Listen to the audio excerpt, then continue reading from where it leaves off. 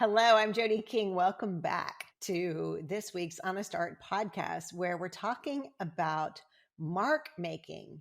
And if I'm being honest, I don't think I really appreciated what mark making was for years, because I think there's a tendency to feel like, those marks on the canvas are like maybe they're squiggly lines or maybe they're more, aggressive lines, whatever it might be. I really thought that that's what mark making was for, but it's really about so much more than a squiggly line or a scraped line in there. It's actually our signature. Okay.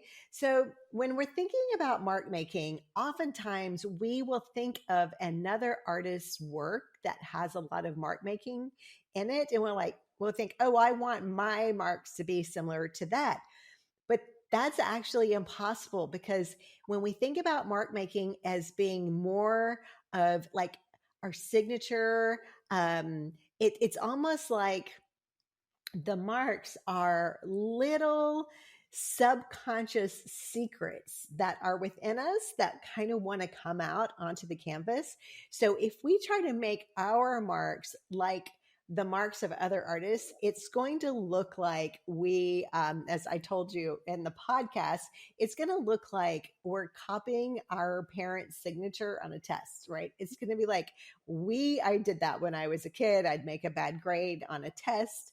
And so I would have to take it home to my mom and she would have to sign it. And so, of course, I didn't give it to my mom. I would be in so much trouble. So I just copied her signature. To me, it looked great. It looked amazing. But shockingly, to her and to others, it looked totally off.